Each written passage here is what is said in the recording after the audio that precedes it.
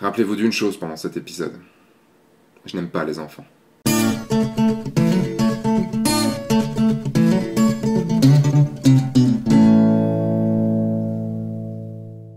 Bonjour, je suis Sébastien Roignan et vous êtes bien dans un nouvel épisode de F1 4. Cette semaine, j'ai pris un peu sur moi, même beaucoup sur moi en fait, pour aller rejoindre Hélène Douchet. Non pas pour la rejoindre, même si je me suis trompé de route, j'ai pas pris la bonne sortie sur l'autoroute, du coup j'ai fait 3 quarts d'heure de route en plus, c'était super. Au contraire, c'est parce que c'est pour le sujet, en fait, on va parler de la photo famille, de la séance famille. Qui dit séance famille, dit séance avec des enfants. Et Hélène Douchet, qui est une très bonne photographe de famille et de nouveau-nés, enfin de tout ce qui, en gros, comme elle dit, à partir du moment où la famille prend ses racines, elle m'a invité en fait à venir sur une de ces séances, une séance famille. Donc avec nouveau-né ça aurait été un peu compliqué, mais on verra si on y arrivera plus tard. Et donc du coup j'en ai profité pour lui poser des questions sur ses méthodes pour réaliser des séances famille, comment ça se passe, quelles sont ses astuces, quels sont ses petits trucs. Je me suis dit que ça pouvait intéresser pas mal d'entre vous, voire surtout quelques-unes d'entre vous, parce que j'ai plus compris que c'est plus un truc de filles que de mecs, même si je vois des mecs qui le font très très bien. Allez, bonjour Hélène. Bonjour. Est-ce que tu peux juste te présenter un petit peu pour ceux qui ne te connaissent pas encore? Donc je m'appelle Hélène Douchet, je suis en région lyonnaise, plutôt même vers Mâcon en fait, et je suis photographe et je travaille essentiellement avec les familles, même qu'avec les familles et les enfants. Tu fais des photos de famille avec les enfants ou des fois que juste de couple? On va dire à partir du moment où la famille elle prend ses racines, donc dès la séance maternité, et puis après nouveau-né, et après les enfants quand ils grandissent. Ok. Donc dans cet épisode aujourd'hui, tu m'as autorisé à venir dans une séance famille, et donc j'ai pu y assister, j'ai pu faire ma petite souris, et ceux qui suivent l'émission savent que j'adore les enfants, donc vous avez pu voir que j'ai beaucoup souffert pour vous. Comment tu abordes toi la photo de famille? C'est sous quel angle et qu'est-ce que tu veux faire ressortir dans ces photos? Ce qui m'intéresse, c'est surtout les émotions. La complicité entre les parents et les enfants, la bienveillance, et puis une espèce de fierté. Et voilà, je ne suis pas branchée technique du tout. Et c'est vraiment les émotions qui m'intéressent dans tout ça. Comment tu considères que tu fais poser tes modèles, on va dire, on va les appeler modèles. Comment tu les fais poser? Qu'est-ce que tu fais avec? Est-ce que tu les fais poser déjà? J'essaye de les avoir plutôt bien orientés par rapport à la lumière déjà, c'est un minimum. Et puis après, j'ai besoin, en gros, pour surtout les photos avec les parents, que les parents interagissent normalement avec leurs enfants, comme ils feraient à la maison. Et puis après, pour les enfants tout seuls, du coup, moi j'essaye d'attirer leur attention et puis les faire rigoler. Mais c'est vrai qu'on a toujours besoin de la coopération des parents qui sont là pour rassurer et qui connaissent bien l'enfant, qui savent ce qui le fait rire. Et voilà. En fait, c'est plus un jeu pendant toute la séance, non? Oui, il faut que ce soit un jeu. Ça reste un jeu, sinon les enfants ils sont pas intéressés, ils sont complètement désintéressés. Après ça dépend aussi de l'âge qu'ils ont, parce que quand ils commencent à grandir et qu'ils commencent à réfléchir, je peux faire à pouvoir parler, expliquer des choses, on va discuter de ce qui se passe chez eux, de ce qu'ils aiment chez les parents, de ce qu'ils préfèrent chez la petite sœur ou le petit frère. Mais c'est vrai quand ils sont tout petits, qu'ils ont on va dire moins de 4 ans, ça va vraiment rester un jeu, quoi. Je veux qu'ils s'amusent. En plus, tu me disais qu'en dessous de 3 ans, c'était l'âge un petit peu où ils se braquaient facilement. C'est là, à partir de 18 mois jusqu'à 2-3 ans, c'est un peu la phase d'opposition, donc il faut ruser pour pouvoir interagir avec eux et ne pas avoir des noms à chaque fois et du coup rien à voir. Donc j'ai vu que tu utilisais beaucoup de stratagèmes pour essayer de les divertir. C'est quoi tes petits secrets par rapport à ça? J'aime bien quand ils commencent à parler, à poser des questions sur les copains à l'école ou les personnages préférés pour pouvoir leur en parler. Et du coup ils pensent à ça et ils sont pas là en train de se dire où est-ce que je suis, qu'est-ce qu'on fait. Sinon j'ai des doudous, des choses qui font du bruit pour les plus petits pour attirer leur attention, des applications sur l'iPhone avec les bruits d'animaux ou ce genre de choses. Est-ce que tu peux déjà présenter la famille que tu as eue et qu'est-ce qui se passait dans ta tête pendant toute cette séance? Alors, donc la famille, c'est une famille de 4 personnes, donc les parents et puis le fils aîné Jules qui va bientôt avoir 3 ans et la petite sœur qui a tout juste 1 an, qui s'appelle Lily Rose. Quand ils sont arrivés, j'ai vu que Jules était un peu sur la défensive, du coup je me suis concentrée plutôt sur la petite sœur qui avait l'air zen. pour laisser le temps au petit garçon de s'approprier l'espace et puis de savoir où est-ce qu'il était, de prendre confiance en fait. J'ai voulu commencer là-dessus, mais du coup, le petit garçon est venu vers sa mère, il a voulu faire les photos avec. Donc moi, je propose des choses et après, je compose avec ce qui se passe. C'est-à-dire qu'avant la séance, je fais un script avec des idées, voilà, je voudrais bien là, comme ça, par rapport à la lumière, plutôt assis, plutôt debout, ou ce genre de choses. Mais après, je m'adapte. Donc après, le petit garçon, il ne veut plus venir, je m'occupe juste de la petite fille et puis sa mère, ou la petite fille toute seule. Et puis après, j'invite plutôt le père et j'essaye de composer en fonction des humeurs. L'idée, c'est d'avoir un peu toutes les combinaisons, les enfants tout seuls, un tel enfant avec tel parent, et tout le monde ensemble. Idéalement, oui. Après, on fait en fonction de... moi, c'est pas intéressant pour moi ni pour les parents d'avoir... Si l'enfant, il tient absolument pas à être avec sa mère à ce moment-là, de le forcer à être avec sa mère. Le but du jeu, c'est que ça reste un bon moment pour tout le monde. Ça t'arrive des fois que les parents ne sont pas dedans C'est pas être dedans, mais c'est être peut-être plus en réserve parce qu'ils ont peut-être dans l'idée que voilà, les photos, c'est comme ça, on bouge pas, on sourit et tout. Et bêtement en regardant l'appareil, alors que moi j'ai besoin d'interaction pour raconter une histoire, quoi. Mais après, non, en général, de toute façon, les parents, ils interagissent forcément avec l'enfant parce que l'enfant est naturel et spontané. Donc du coup, les parents, ils répondent facilement. Ça arrive, il y a des gens qui payent et qui du coup pensent, quand tu dis que tout va se passer comme ça, c'est toi qui vas tout faire et tout, et ça va, t'as plus trop de couples comme ça? Non, franchement, les parents, ils sont vraiment dedans, et puis on en parle aussi avant, il faut... Voilà. J'ai vu que tu utilisais des animaux pour les amadouer, pour amadouer les enfants. Tu es une tortionnaire d'animaux. Ah, les petits. Mes parents ont parlé, comme ils sont déjà venus, ils savaient que j'avais 2 chats, donc du coup on a pu discuter tout ça, et le petit garçon il a entendu parler du lapin, du chaton, donc ça a titillé. Plutôt que voilà, de le garder frustré parce qu'il sait qu'il y a le lapin, il sait qu'il y a le chaton, plutôt que de dire bah non, tu les verras pas, ça me gêne pas de lui présenter 10 secondes et puis... Faut faire avec ce qui se passe et réussir à toujours aller vers ce qui va être gérable à ce moment-là. Et c'est quelque chose qui t'est arrivé naturellement ou c'est quelque chose que tu as appris au fur et à mesure de... C'est quelque chose que j'ai appris en tant que parent. Oui, c'est une question d'ailleurs. Est-ce qu'on peut faire des photos d'enfants quand on n'est pas parent? Bah oui. Faut juste savoir que ça demande de la patience et que voilà, pour les nouveau-nés, il faut connaître les règles de sécurité et puis savoir ce qui rassure les petits. Pour les enfants plus grands, il faut faire un peu... la psychologie, c'est un grand mot, mais c'est en gros savoir que dans cette période-là, ils sont un peu plus enclins à dire non, non, non, et du coup savoir ruser. Au fur et à mesure, tu dois être une experte avec tes enfants. Avec les miens? Non, c'est plus facile avec ceux des autres. T'as travaillé uniquement avec un 50 mm, je t'ai pas vu changer d'objectif en tout cas. Pourquoi ce choix? Parce que c'est mon objectif de prédilection.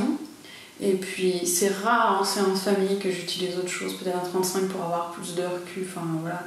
Et c'est quoi ton matériel? Je travaille avec un D600, mais pour ce que j'en fais, ça correspond très bien à mon besoin. J'ai pas besoin de plus. On est dans ton studio, il n'y a aucun flash. Alors je sais que tu as fait cette pièce spécialement pour ton activité. Qu'est-ce que tu as voulu dans cette pièce pour qu'elle soit le mieux pour tes séances photos? Donc c'est vrai qu'aujourd'hui je travaille la plupart du temps en lumière du jour.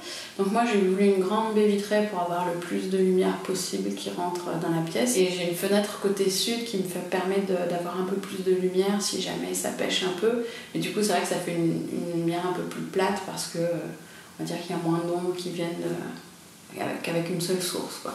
En plus tu as mis des rideaux qui font... Qui diffusent au cas où dans l'après-midi j'ai la lumière directe. Comme ça permet de jamais avoir les marques du soleil. J'ai senti quelque chose d'un peu zen dans le sens où la lumière vraiment diffuse partout et tout est à peu près blanc, donc tu n'utilises quasiment jamais de décor autre que... Enfin, il n'y a pas de décor en fait, autre que quelques accessoires. Des fois j'ai un lit que je mets pour les séances famille avec les enfants qui sont plus grands, qui peuvent sauter dessus et tout. Mais sinon après, non, j'ai rien de... Là j'ai plus rien du tout à part ça. D'accord. Je reviens au niveau des réglages de ton appareil. Comment tu... Enfin, t'es en quoi? T'es en priorité ouverture? T'es en manuel? Je suis en manuel. Je suis souvent à 2,8 pour les enfants tout seuls. Je passe à Ça dépend des photos. 4, 5, j'étais à 6-3 je crois, pour les photos de famille. Mais du coup, je joue beaucoup sur la sensibilité et je sais plus, franchement, je sais que je monte. Ça t'intéresse pas, quoi. J'ai passé 6, c'est bon, et puis j'aurai une zone de netteté, et du coup, voilà. Tu sais à quel niveau à peu près il faut mettre ton appareil, enfin voilà. ton ouverture. Je vais pas dire si c'est ouvert à 4-5, je sais que j'ai une zone de netteté de X centimètres, parce que je suis à telle distance dans la séance.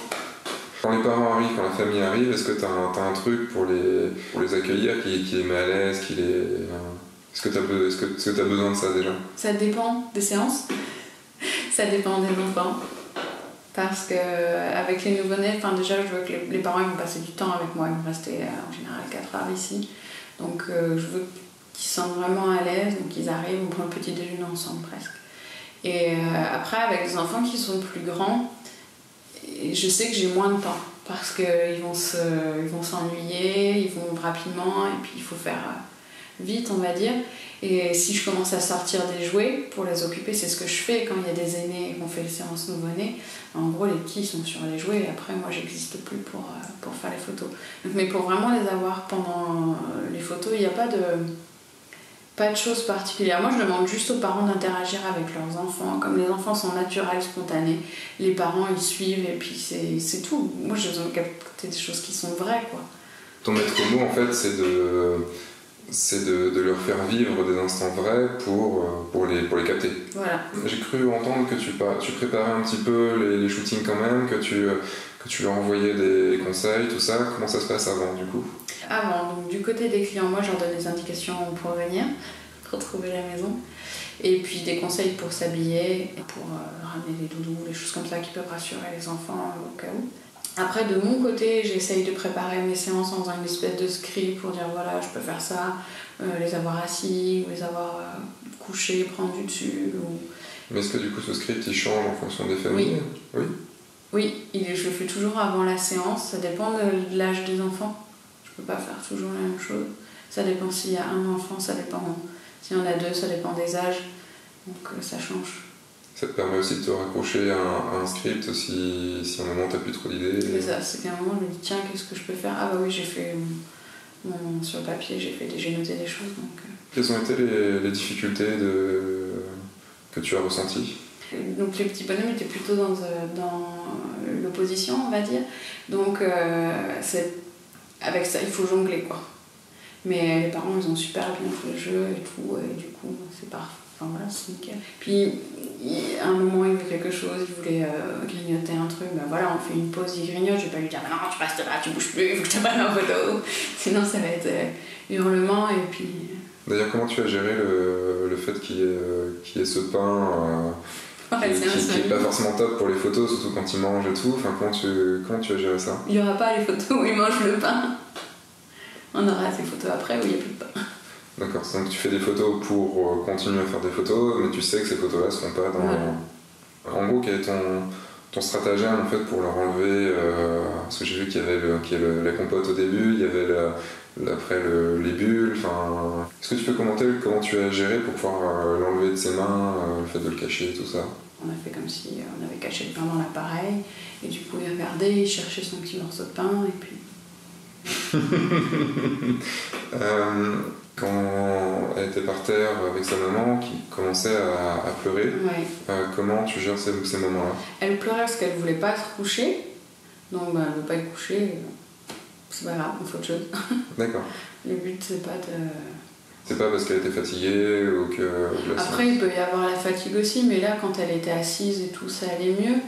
Donc si je sens que les petits ils sont fatigués ou les parents me disent voilà ils fatiguent ou ça, bon, voilà on arrête, ça sert à rien de continuer. Après si c'est juste la position qui l'ennuie, on se met autrement et puis c'est tout. Tu as fait combien de photos sur la séance? Je pense que j'en ai 200. Je sais que je shoote beaucoup, je shoote trop. Voilà, après je vois en triant ce que je garde pas, ce qui est sympa. Je shoote pas mal, enfin beaucoup quand il y a les photos à 4 parce que c'est vrai qu'on est dans l'action et tout pour avoir des visages sympas pour tout le monde. Voilà. Je pense que sur une séance comme celle-là, vu comment elle a duré, j'aurais shooté 300, 400 photos. D'accord. Oui, il y a pire que moi là. Oh oui. Quelles ont été les parties plus faciles de ce shooting? Qu'est-ce qui pourrait être plus compliqué autrement et qu'aujourd'hui ça s'est bien passé? D'avoir des petits bouts qui arrivent et qui n'ont pas envie du tout. Ça arrive souvent? Non. Non, mais bon, ça arrive et du coup, ils n'ont pas envie. Donc là, il faut vraiment ruser. Et c'est... Quand ils arrivent comme ça, c'est vrai que c'est dur d'arriver à faire quelque chose, quoi, parce que... Tu les vois arriver, tu fais...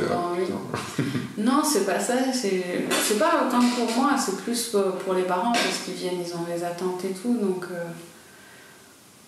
Mais voilà, ce sont des enfants, on peut pas, c'est pas comme avec les adultes. Allez, pour 1 heure, tu fais semblant d'être content. Qu'est-ce que tu conseillerais à des gens qui veulent se lancer un peu dans la photo d'enfant ou qui en font un petit peu comme ça, ou de la photo de famille? Quels sont pour toi les points les plus importants à prendre en compte? La lumière, quand même. Qu'elle soit bien orientée par rapport au visage et tout. Et puis, si les enfants ils sentent qu'il y a des attentes particulières, qu'il se passe quelque chose de spécial, que les parents ils ont une idée en tête très précise et tout, je trouve qu'ils sont moins coopératifs. Et donc du coup aussi, les prendre comme ils sont. Je sais que les miens, c'est les pires à photographier. Pour moi, parce qu'avec moi, ils sont pas très coopératifs, ça les saoule et puis... D'accord. Donc, puis après, pour les photographes, je sais pas, faire attention, les petits bougent vite, donc faire attention à la vitesse. Quelles sont vraiment les règles de sécurité à ne pas déroger? Au niveau des règles pour les nouveau-nés, qu'ils soient jamais dans des positions dans lesquelles ils risquent de tomber. Donc on voit beaucoup de photos sur le net où les petits, par exemple, ils ont la tête posée comme ça sur les mains et rien qui tient, mais en fait ce sont des montages par exemple. Ou les petits bouts aussi qui sont dans des écharpes qui sont suspendus, ça fait un peu la cigogne à livrer un bébé, c'est pareil, ça ce sont des montages, c'est-à-dire qu'il y a les mains qui sont d'un côté, on fait une photo, une main qui est de l'autre, on fait une photo, et puis après, avec Photoshop, on enlève tout. Il ne faut pas essayer de le faire sans main. Oui. Non, ce serait vraiment catastrophique d'avoir pour une séance photo de prendre des risques comme ça. Une fois que la séance est finie, tu leur fais signer du coup le contrat de droit à l'image? Pas forcément, pas toujours. Ils sont pas toujours d'accord déjà. D'accord. Donc s'ils sont pas d'accord, en gros les photos tu pourras pas les utiliser sur ton site internet. Donc ça t'arrive très souvent de ne pas pouvoir utiliser des photos? Ça m'arrive, oui. D'accord. Les parents sont plutôt chiants avec ça? Non, en général, les parents ils sont plutôt contents que ce soit publié. Après, c'est moi que j'oublie de demander des fois. Une fois que tu as fini la séance photo, ils sont partis, qu'est-ce que tu fais? Comment ça se passe? Déjà, je fais pas mon post-traitement dans la foulée parce que je me laisse un laps de temps pour gérer tout ce que j'ai à gérer. Donc, je me laisse 15 jours entre la séance et le jour où les clients veulent les photos. Donc, c'est 15 jours maximum. Et ça peut être moins si au niveau du planning je peux faire moins, voilà, ça dépend. Donc après, les cartes je les vis toujours après la séance. Donc je copie mes photos sur mon serveur NAS et puis ensuite j'importe tout dans Lightroom et là je commence à trier en mettant des étoiles en fonction des images qui me vont. Et après je peux faire des comparaisons quand ce sont des choses assez similaires. Tiens, celle-ci, non, celle-là elle est mieux. Ou alors, si j'arrive pas à décider, je me dis c'est pas grave, je laisse et puis les parents en choisiront. Tu rends combien de photos? Entre 20 et 30. Ok, et quand tu montes ces 20 à 30 photos, c'est-à-dire que la famille reçoit ces 30 photos en HD ou ils ont à choisir dedans? Non, pour les séances famille, dans l'offre de base, je leur permets de choisir leurs 12 portraits préférés. Puis après, s'ils en veulent plus, ils peuvent en prendre plus, mais... Ces 30 photos qui ont été retouchées, qui ont été traitées. Qui ont été travaillées sous Lightroom. Ouais, quand les clients voient les images, elles sont finies, quoi. C'est-à-dire que je travaille sur des images qui ne seront pas forcément conservées. Après combien de temps pour une séance comme celle-là? Ça va prendre combien de temps à trier, traiter? Tout bout à bout, je pense 2 heures en plus. Ouais, donc ça va, c'est assez rapide. Donc ça me fait, entre la prise de vue et puis la préparation, ça me fait 3 heures plus le temps à côté. Pour finir, où est-ce qu'on peut te retrouver? Ton site internet, ton Facebook, tout ça et Donc sur site internet www.helenedoucher.com et puis la page Facebook, donc c'est facebook.com/photographe.lyon. Et ben merci Hélène, on va te retrouver dans quelques semaines, dans quelques mois dans un nouvel épisode où on parlera vraiment de ton activité de photographe de famille et de ton business et de comment tu as géré tout ça. Et puis merci d'avoir fait entrer F1.4 et de partager tout ça. Merci. Voilà, encore merci Hélène d'avoir accueilli F1.4 dans ton studio. C'était une très très bonne matinée.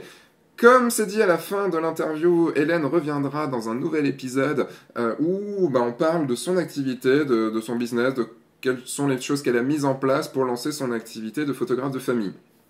Ce sera dans... je sais pas, peut-être dans la saison 3, peut-être dans la saison 4, on verra. Parce que j'ai quand même pas mal d'épisodes à vous montrer déjà. Mais ça arrivera en tout cas. Donc les annonces, l'interview de la semaine, vous pouvez cliquer ici. Vous avez les big épisodes aussi également là, en cliquant juste au milieu. Il y a un nouveau big épisode qui devrait sortir dans pas très très longtemps. Un épisode Photoshop.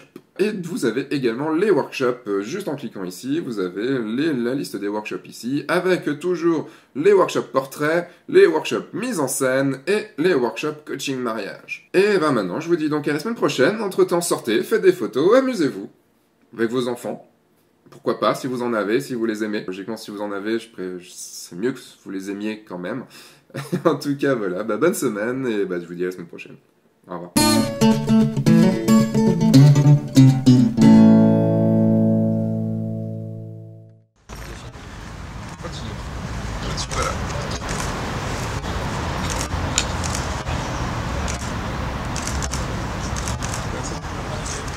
C'est beau quand même ce truc. Ça paraît immense en fait, on dirait de la jungle.